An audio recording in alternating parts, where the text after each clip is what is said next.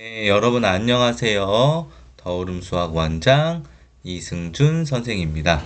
날씨가 아직도 많이 추워요. 그쵸? 제가 감기가 걸려서 목소리가 별로 좋지 않고, 원래도 뭐 좋지 않았지만, 이제 콧물도 많이 나고 하는데, 그래도 이제 도움이 되실까 해서 영상을 한번 찍어 보려고 합니다. 자, 오늘의 주제는요. 여기 화면에 보이는 거랑 마찬가지로 대치동 고3 수업 지혜롭게 활용하기 라는 주제로 한번 이야기를 해보려고 합니다. 어, 이제 저희 학원에도 고3 친구들이 있는데 이제 고3 친구들이 1년 중에서 돈을 가장 많이 쓰는 시기가 두 시기가 있어요. 언제냐 하면은 이제 여름방학일 것 같은데 아니에요. 고3 올라가는 겨울방학. 그 다음에 두 번째가 이제 수능 바로 끝나고 이제 그 논술이 시작하죠. 면접이나 고 시기. 수능 바로 끝냈을 때 면접, 논술, 컨설팅. 뭐 비용적으로 따지면은 뭐 적을 수도 있지만 그 시기에 예를 들어 뭐 30분에 300만 원 뭐 그런 것들이 있죠. 그쵸? 그래서 그 두 시기에 가장 이제 돈을 많이 쓰고요. 그 중에 이제 한 시기에 대해서 이제 이야기해 보려고 합니다. 뭐 조금 냉소적일 수도 있어요. 그러면 이제 제가 이 영상을 찍는데 이렇게 이야기하시는 분들도 있을 거예요. 니네 학원 조그맣지만 고3 애들 뺏길까봐 그러는 거 아니야? 이제 뭐 그렇게 이야기하는데요. 저희는요, 이제 고3 신규생을 받지 않는 학원입니다. 저희가 이제 매해 고3 학생들이 4명 내지 5명, 적으면 3명, 뭐 4명, 5명 정도 있는데 이 친구들은요, 원래 이제 수업을 계속 했었던 친구들, 그러니까 중학교나 고등학교 1학년부터 같이 계속 수업을 한 친구들이지, 이제 신규로 이제 고3이 되면서 들어오는 친구들은 저희가 신규를 받지 않아요. 저희가 신규를 받는 거는 고등학교 2학년 이제 그 기말고사 2학기 기말고사 때까지만 신규생을 받고요. 그 이후부터는 고3은 신규생을 받지 않습니다. 왜냐하면 제가 해줄 게 별로 없거든요. 그리고 이제 신규생을 받다 보면 기존에 다녔던 아이들한테 신경을 써야 되는데 그 부분이 분산되기 때문에 고3은 신규생을 받지 않습니다. 저희 학원에서 고3까지 수업을 하고 싶으시면 그 이전에 들어와야 된다라는 거. 그러니까 저랑은 상관이 없는 일이에요. 이분들이 이제 이 친구들이 고3 수업을 듣든 안 듣든 그거에 대해서 이제 어떤지 왜 이제 어떻게 활용을 해야지 이제 고3 수업을 지혜롭게 활용할 수 있는지 이제 한번 이야기해 보려고 하고요. 불나방 같아요. 약간 초등학생 아이들 그냥 황소 막 가려고 하듯이 불나방 같이 고3 이제 예비 고3 겨울방학 때는 무조건 대형 학원 강의 수업, 1타 수업을 한번 들어봐야 된다라고 이제 다들 생각을 해요. 그래야 실력이 오르고, 그래야 성적이 오른다. 그래야 내가 방향성을 잡을 수 있다. 라고 생각을 하는데 위험한 발상이에요. 저는 그렇게 생각하지 않아요. 오히려 지금까지 해왔던 방법으로 찬찬히 열심히 하는 게 더 좋다고 생각하는데 우리 아이들은 그렇게 생각을 하질 않더라고요. 자, 한번 봅시다. 제가 제일 하고 싶은 말 중에 하나예요. 자체 교재. 정말 믿을만한가? 이 자체 교재에 대한 이야기 정말 저 많이 하고 싶었어요. 자체 교재. 자, 자체 교재. 잠시만요. 이게 잘 안 나와서 네, 다시 딱 꼽으면은 안 나오네요. 그냥 이렇게 이 자체 교재, 이 자체 교재 같은 게 정말 믿을 만한지 이거에 대해서 이제 한번 이야기를 해보려고 하는데요. 저는 이 자체 교재 별로예요. 예. 안 썼으면 좋겠어요. 제가 제일 고3 교재 중에 신뢰하는 교재는 수능 특강, 수능 완성. 이 두 가지. 그 다음에 두 번째는 이제 뭐, 이제 수능 모의고사 기출문제 묶어둔 거 있죠? 뭐, 마플, 자이스토리, 마더텅, 미래로. 그런 책들 다 똑같아요. 다 똑같은데 편집만 달리 해놓은 것들입니다. 그런 책, 그 두 가지 책이 이제 가장 믿을 만하지. 이제 일타 강사 자체 교재, 학원 자체 교재는 저는 이거는 정말 아니라고 생각을 해요. 어. 이게 이제 역사를 한번 보면은 이제 알 텐데, 옛날에 이제 일타 강사 자체 교재는 조금 괜찮았어요. 근데 왜 괜찮았을까요? 옛날 일타 강사 자체 교재는 도대체 왜 옛날 일타 강사 자체 교재는 좋았을까요? 이유가 뭘까요? 그거에 대해서 한번 알아보시면 좋을 것 같은데, 옛날 일타 강사 자체 교재는요, 어, 이제 저작권에 관련돼서 이제 그런 것들이 없으니까 이제 그 짜집기를 잘했어요. 그러니까 그냥 원본 그대로 짜집기를 했는데 이 친구들이 이제 수준에 맞춰서 짜집기를 이제 잘한 거죠. 예를 들면은 이제 대치동에서 공부를 하는 친구들이 잘하는 친구들이 센 A 단계 풀 필요 없잖아요. 그쵸? B 단계 하문제 풀 필요 없잖아요. 블랙라벨 같은 경우에도 3스텝은 제거하더라도 2스텝 정도는 열심히 푸니까 그런 것들 이제 예를 들어서 그런 것들을 온전히 짜집기를 잘했어요. 그리고 교재 완성도가 굉장히 높았다는 거죠. 그쵸? 그런데 지금은 이 저작권 때문에 그렇게 짜집기를 못해요. 그러니까 얘네가 문제를 돈 주고 사와요. 뭐 적게는 10,000원, 20,000원부터 많게는 10만 원, 20만 원까지 한 문제에 얼마씩 주고 사오는데 이 문제 퀄리티가 그렇게 좋지 않아요. 다 모의고사 기출 문제 변형해 놓은 건데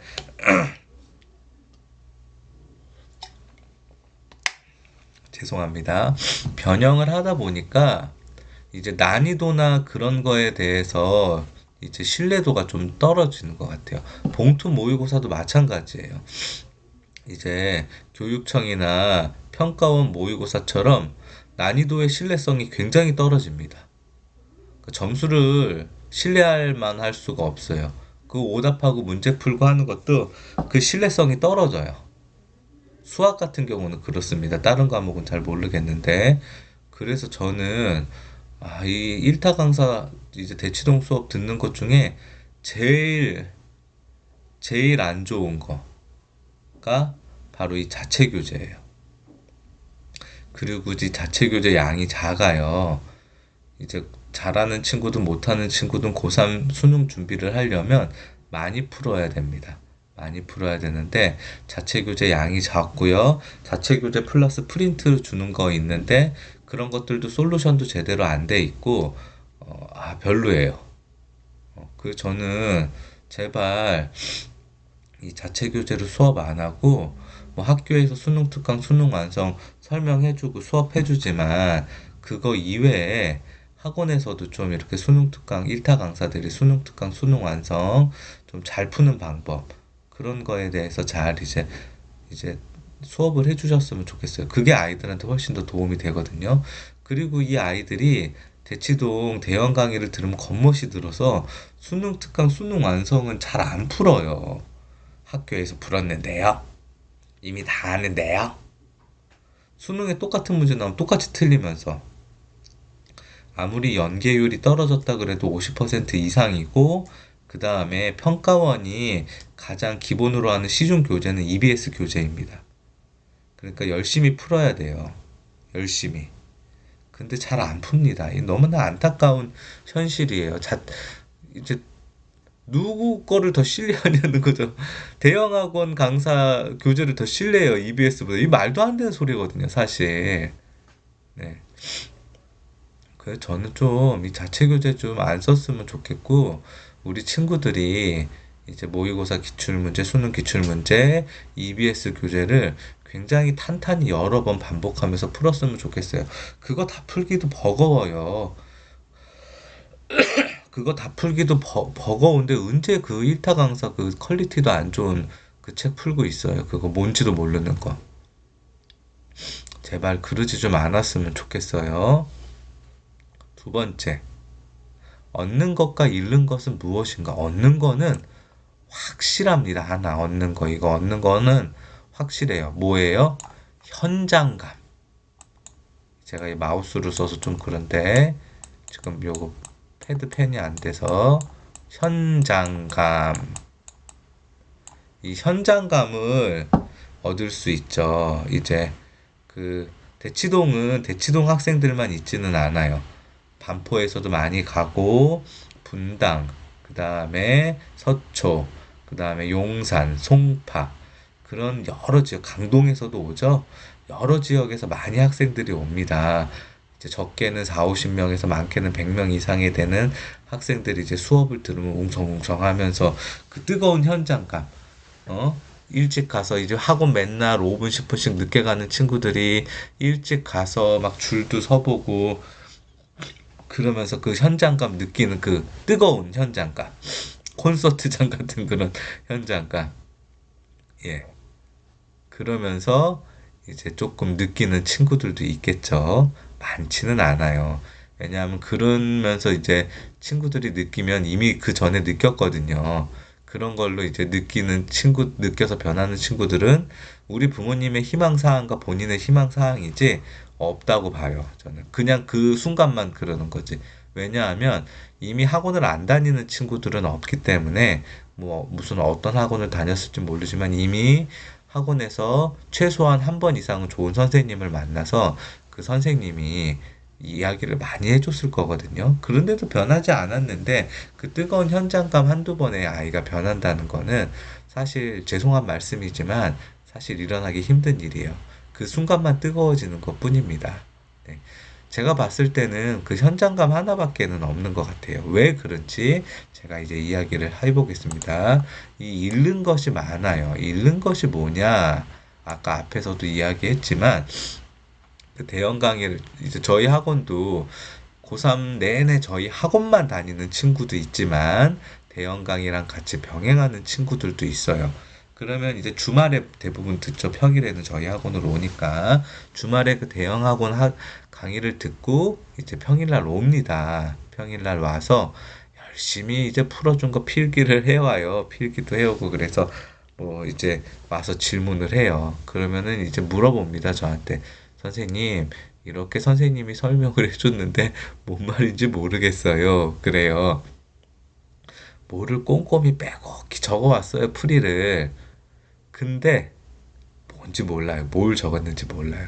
그래서 제가 얘기해요. 야, 이거 적을 시간에 그럼 설명을 들어. 왜 안 듣고 이거 적어서 이거 뭘 풀었는지 무슨 문제인지도 모르고 그래. 그랬더니 들어도 몰라서 적었어요. 그러더라고요. 대부분의 아이들이 이래요. 여러분, 그 수업이 도움이 되려면요. 어떻게 해야 되냐 하면 아마 이제 3시간 수업을 한다고 하면요. 3시간 중에 1시간 반 정도는 이제 아이들이 문제 풀고 숙제 검사하고 뭐 그런 거 하고 뒤에 1시간 반 정도가 이제 진짜 수업일 거예요. 아마 문제를 계속 풀어주는 수업을 하겠죠. 근데 문제 난이도가 높아요. 칠판에 풀어주는 문제들은. 그러면은 바쁘니까 빨리빨리 이제 풀어준단 말이에요. 그런데 그 100명, 200명, 300명 되는 그 친구들, 적게는 50명 정도, 그 친구들 중에 그 수준에 맞는 친구는 사실 많지 않아요. 네. 그냥 듣는 거거든요. 그러니까 도움이 안 되죠. 뭐 일반이라고 하거나 탑반이라고 해도 그 수준에 맞는 친구들 그렇게 많지 않아요. 근데 아이러니하게 이게 참 이제 대치동의 현실이긴 한데 거기에 레벨을 조금 낮춰서 조금 아이들이 알아듣기 쉬운 문제를 풀어주면 아이들 대부분 다 그만둬요. 왜? 아, 다 아는 거 한다고. 너무 쉽다고. 다 맞춘다고. 근데 사실 그게 아니거든요. 그러니까 어쩔 수 없이 대치동 대형 강의 1타 강사들이 어려운 걸 하는 거예요. 학원에서 수업을 듣는 이유는 단 하나예요. 질문하고 그 질문한 거에 대한 풀이나 설명을 들으려고. 제가 학원에서 저희 아이들한테도 늘 이야기하는 게 그거예요. 아리송한 문제 맞췄어도 풀이가 조금 다른 풀이가 있는지 그런 문제 꼭 질문해라. 그래서 저희 학원 아이들 같은 경우에는 100%다 그런 건 아니지만 맞췄어도 늘 문제 체크해 놓고 질문하는 친구들도 많아요.